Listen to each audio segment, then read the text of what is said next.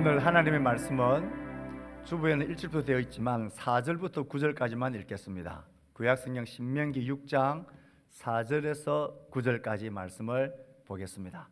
4절에서 9절까지 말씀 우리 다 같이 한 목소리로 읽도록 하겠습니다. 신명기 6장 4절에서 9절입니다. 하영아 시작. 이스라엘아 들으라.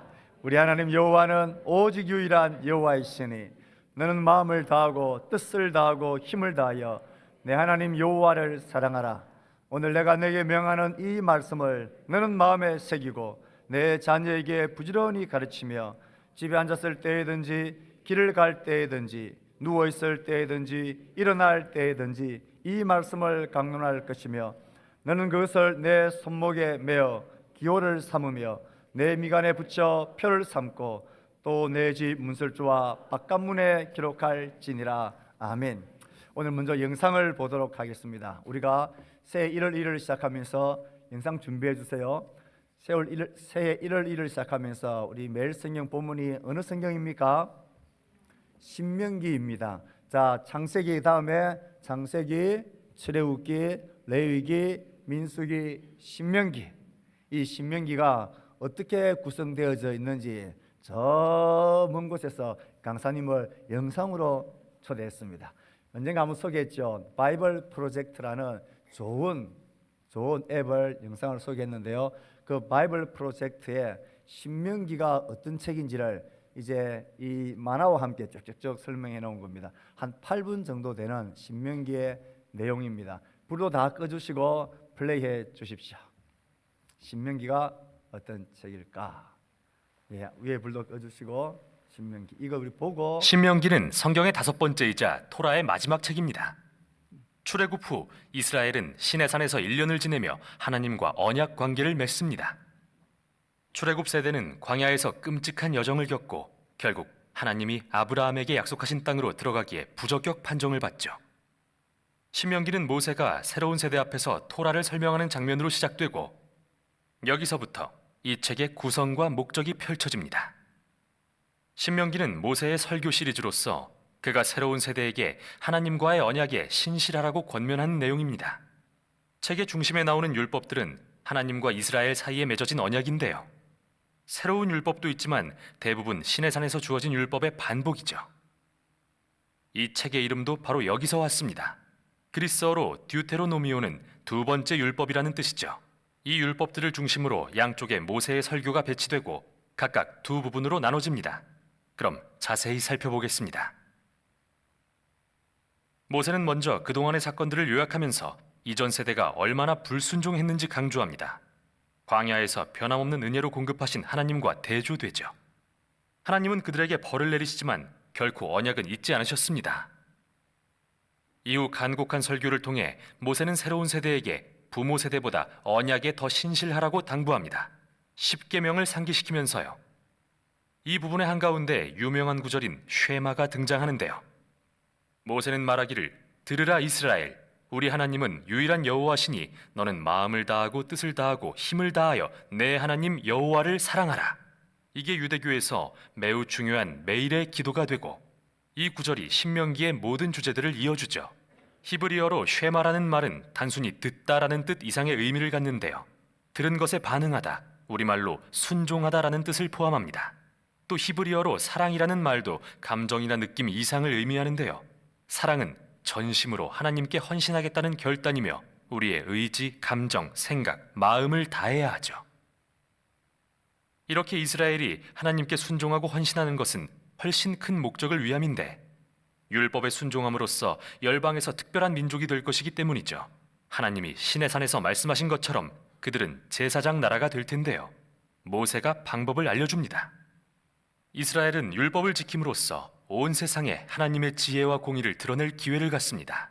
쉐마의 또 다른 핵심은 이스라엘이 유일한 여호와께 순종하고 헌신해야 한다는 건데요. 히브리어의 문자적 의미는 여호와는 한 분이시다이고 문맥상으로는 여호와만이 이스라엘이 예배하고 순종할 유일한 하나님이라는 의미죠. 이스라엘은 이제 가나안 땅으로 들어가려고 하는데 그곳은 태양, 날씨, 성, 전쟁 등 온갖 피조물을 대표하는 신들을 섬기는 곳이죠.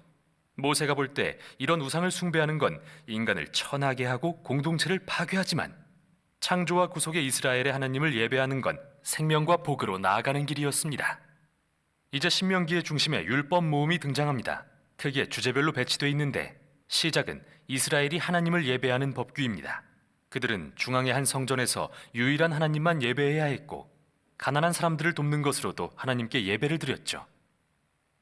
예를 들면 모든 이스라엘 민족은 연수입의 10분의 1을 떼어 성전에 드리고 3년에 한 번 다른 10분의 1은 가난한 사람에게 주어야 했는데 이런 법규로 인해 이들은 고대 주변 민족에 비해 가장 정의로울 수 있었고 이는 모두 하나님을 예배하는 것과 연관이 있었죠. 다음은 이스라엘의 지도자의 자질에 대한 법규입니다. 장로, 제사장, 왕은 모두 언약율법의 권위 아래 놓이며 하나님은 선지자들을 보내서 그들이 책임을 다하게 하겠다 하십니다. 이스라엘 주변 민족들은 왕을 신성시하고 왕이 법 위에 군림했지만 이스라엘 지도자들은 율법과 선지자들의 권위 아래 놓였죠. 이후 상당 부분 이스라엘의 시민 생활에 대한 법규, 즉 결혼, 가정, 사업에 대한 설명이 나오고 사회 정의에 대한 법규, 즉 사법제도를 통해 과부와 고아와 이민자를 보호하는 방법도 소개된 뒤 예배에 대한 추가적인 법규로 끝을 맺습니다. 자, 율법들을 읽는 요령입니다. 먼저 기억할 것은 이 율법들은 시내산 언약의 조건으로 고대 이스라엘에게 주어졌다는 겁니다. 이 시대의 문화와는 매우 다르죠. 두 번째, 이 율법을 문화가 다른 현대의 법과 비교하는 건 도움이 안 되는데요. 오히려 이 율법이 이스라엘을 구별하고자 주어진 것인 만큼 당시 주변 민족인 아수르나 바벨론의 법과 비교해야 합니다. 그렇게 바라보면 가혹하거나 특이해 보이던 율법이 훨씬 더 명료해집니다. 이렇듯 하나님은 이스라엘에게 이전에는 없던 높은 차원의 정의를 요구하신 겁니다. 끝으로 어느 특정 법규에 담긴 지혜나 정의의 핵심 원리가 무엇인지 분별해보면 정말 심오한 뭔가를 발견하게 될 텐데요. 자, 여기 숙제입니다. 사도 바울이 바로 이걸 고린도전서에서 어떻게 적용하는지 보세요. 9장 9절에서 그는 신명기 25장 4절을 인용하는데 정말 흥미롭습니다. 모세로 돌아갑니다. 그는 모든 율법을 전한 후 마지막으로 이스라엘에게 하나님을 청종하고 사랑하라고 당부합니다. 먼저 경고와 최후 통첩을 하면서 만일 하나님의 말씀을 듣고 순종하면 모든 것이 형통하고 하늘에 큰 복을 받지만 듣지 않고 거역하면 기근, 전염병, 황폐, 결국은 그 땅에서 쫓겨날 거라 합니다. 그리고 모세는 결정을 강요합니다. 그가 말하길 내가 생명과 사망, 복과 저주, 선과 악을 내 앞에 두었은즉 내 하나님 여호와를 사랑하고 청종함으로 생명을 택하라. 그러나 모세는 다시 말합니다. 내가 죽은 후 너희가 불순종하고 여호와께로부터 돌아서서 그 땅에서 쫓겨날 것을 안다. 우울하죠? 모세는 이들과 수십 년을 함께했지만 그의 소망은 별로 커지지 않았음을 알게 됩니다. 하지만 희망이 아예 없는 건 아닙니다. 모세는 언젠가 포로된 이스라엘이 하나님께 돌아오기만 하면 여호와께서 마음에 할례를 베푸사 그들로 마음과 뜻을 다하여 여호와를 사랑하고 생명을 얻게 하실 거라 말하죠. 이 생생한 비유는 이스라엘의 마음이 근본적으로 잘못되어 있음을 보여줍니다. 고집스럽고 완악한 마음은 모든 인간의 마음과 다를 바가 없습니다. 이 모든 게 에덴 동산의 반역으로 거슬러 올라갑니다. 인간은 하나님이 아닌 자기가 원하는 대로 선과 악을 정의하여 하나님의 선한 세상을 망치고 말죠. 그러나 모세는 어느 날 하나님께서 그의 백성의 마음을 변화시켜 진심으로 그를 청종하고 사랑하게 되어 진정한 생명에 이르게 하실 거라 말합니다. 이 약속은 후에 선지자인 예레미야와 에스겔이 새 마음에 대한 소망으로 선포하죠. 모세는 설교를 경고와 축복의 시로 마무리하고 산으로 올라가 죽습니다. 이렇게 토라가 끝나갑니다. 성경 이야기의 중요한 긴장 관계들은 드러났는데 전혀 해결되지 않았죠. 여자의 후손은 언제 오셔서 악을 물리치실까요? 하나님은 어떻게 이 자손을 통해 세상을 구원하고 열방에 복을 베푸실까요? 어떻게 거룩하신 하나님이 불순종한 백성과 화해하실 수 있으며 백성의 마음을 어떻게 변화시키실까요? 답을 찾기 위해선 성경을 계속 읽어가야 합니다. 그러나 우선 여기까지가 신명기였습니다.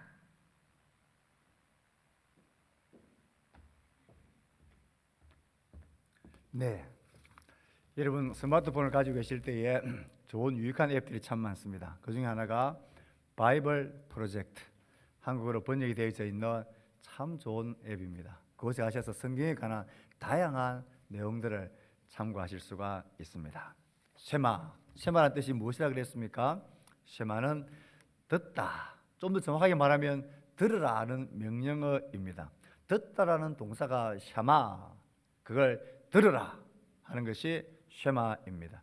우리말로는 6장 4절이 이스라엘아 들으라 되어져 있지만 성경 원문엔 들으라 이스라엘아 하고 쉐마가 먼저 나옵니다. 그래서 6장 4절부터 9절까지를 이게 쉐마 구절이다 라고 유대인들이, 이스라엘 백성들이 가장 중요하게 여기는 성경 말씀의 한 구절들입니다. 그래서 이들은 이 구절을 쉐마 이스라엘이라 그렇게 명령을 하고 있습니다. 그래서 이 쉐마 6장 4절부터 9절까지는 이것은 이스라엘의 의식 구조와 삶에 가장 크고 지대한 영향을 미치는 구절이다 할 수 있습니다. 쉐마를 이들은 정기적으로 암송하는 관습을 가지고 있습니다. 왜냐하면 오늘 말씀 6절 7절에 내가 네게 명하는 이 말씀을 너는 마음에 새기고 내 자식들에게 부지런히 가르치며 이 말씀을 강론하라. 그래서 그들은 이 말씀을 정기적으로 암송하는 그런 관습과 습관들이 있습니다. 7절에는 보면 누워 있을 때이든지 일어날 때이든지 이것을 문자적으로 그들은 받아들입니다. 누워 있을 때 저녁이죠. 일어날 때는 언제입니까? 아침이죠. 그래서 그들은 하루에 아침과 저녁 이틀 두 번씩 꼭 하나님께 이 말씀을 암송하며 기도하고 낭독을 꼭 하는 그런 민족적인 습관을 가지고 있습니다. 아침과 저녁에 한 차례씩 이 쉐마의 4절부터 9절까지의 말씀을 암송을 하는 것입니다. 탈무드가 여러 가지 편집본이 있는데 그중에서 바벨론 탈무드에 의하면 유대인 남자아이는 태어나 말을 시작할 때에 부모들이 가장 먼저 어떤 말씀을 가르치냐 하면 쉐마의 6장 4절 5절의 말씀을 가장 먼저 가르치도록 규정되어져 있습니다. 그럼 이 아이들이 태어나서 가장 먼저 배우는 것은 엄마 아빠가 아니라 들으라 이스라엘아, 하나님은 유일한 하나님이시고 마음과 뜻과 힘을 다하여 하나님을 사랑하라. 이걸 제일 먼저 가르치고 제일 먼저 말하게 만듭니다. 이스라엘 역사 중에 유명했던 랍비였던 아키바 랍비가 있습니다. 그는 로마 군에 잡혀서 처형당하기 직전에 마지막으로 이 쉐마 구절을 암송을 하고 처형을 당합니다. 그의 이 죽음의 모습을 보고 난 이후에 이것이 전례가 되어져서 이제 순교를 당하고 죽음을 앞둔 마지막 순간에 이들은 이 쉐마를 암송하면서 그의 마지막 호흡을 내뱉습니다. 그래서 죽음 직전에는 모든 유대인들은 자신의 마지막 신앙 고백으로 마지막 호흡을 이 쉐마의 구절을 암송하면서 그들은 마지막을 맞이합니다. 우리가 바라는 마음 중에 하나가 우리의 마지막 호흡을 마무리할 때에 너무 고통 속에 우리 호흡이 끝나지 아니하고 우리가 맑은 정신으로 우리의 자녀들에게, 우리의 둘러싼 사람들에게 우리의 마지막 호흡을 내뱉으면서 말할 수 있는 이 고백이, 이런 멋진 고백이 되면 얼마나 좋을까. 주기도문을 암송하고 사도신경을 고백하고 이 쉐마의 구절을 암송하면서 우리의 마지막 호흡을 뱉을 수 있다면 얼마나 복되고 아름다울까. 그 어떤 유언보다도 멋지고 멋진 유언이지 않겠습니까? 그러니 쉐마는 이스라엘 백성들이 태어나서 제일 먼저 듣고 말하고 배우고 익히는 말씀이고 그들의 마지막 호흡을 토할 때에 이 쉐마가 그들 가운데서 고백되어지는 삶의 고백으로 이 쉐마가 고백되어진다라는 것을 우리는 알 수 있습니다. 우리가 읽었던 신명기의 6장 4절부터 9절까지 이 말씀은 모세오경의 전체 요약일 수 있고 다른 모두 구약 성경은 이것의 해석이다, 설명이다라고 표현할 수 있을 만큼 이것은 그들의 삶에 있어서 가장 중요하고 핵심적인 말씀이라 할 수 있습니다. 쉐마를 암송함으로 그들은 유일하신 하나님을 증거했고 그 하나님을 온 힘 다하여 사랑하는 것을 많은 사람들에게 보여주었고 그래서 하나님이 지혜와 공의로우신 분이라는 것을 온천하에 드러내는 일을 사명을 가지고 살았더랬습니다. 예수님도 율법사들이 예수님께 물었죠. 어떤 계명이 가장 큽니까? 가장 중요합니까? 물었을 때 예수님이 이 쉐마의 말씀을 그들에게 말했습니다. 거기에다가 하나를 예수님은 더하셨죠. 이와 같이 내 이웃을 내 몸같이 사랑하라 하셨으니 이것이 크고 첫째 되는 계명이다. 그래서 예수님께서는 이 유대인들이 가지고 있었던 쉐마 이스라엘 여기에다가 하나님을 사랑하는 것과 내 지체를 이웃을 사랑하는가, 이것이 우리의 신앙생활의 가장 큰 명령이고 핵심이다라고 말했습니다. 여러분 신명기의 말씀을 아마 1월, 2월까지 쭉 묵상하게 되어질 텐데요. 이 신명기 말씀 묵상할 때에 그들이 지나온 역사든 다음 2세대든 그들이 들어갈 땅에 살아가야 할 그 모든 앞날 이 광야와 같은 세월을 살아가는 이 걸음 속에 하나님 어떻게 자기의 백성을 살게 했는지, 무엇을 기억하며 무엇에 초점을 맞춰야 되는지를 우리가 잊어버리지 맙시다. 그래서 매일 성경을 가지고 그날 본문을 두세 번 읽으시고 하나님 나에게 무엇을 말하는지, 하나님 어떤 분인지를 새기고 옆에 있는 해설도 읽어보면서 하나님의 말씀을 가까이 하는, 그래서 쉐마 이스라엘이 복이 실제로 우리 자신과 우리의 자녀들에게 우리 그 자손 대대로 이어지는 복이 우리 모두에게 있게 되기를 주의 말씀으로 축복합니다. 아멘. 조금 서둘러 마친 것은 오늘 선물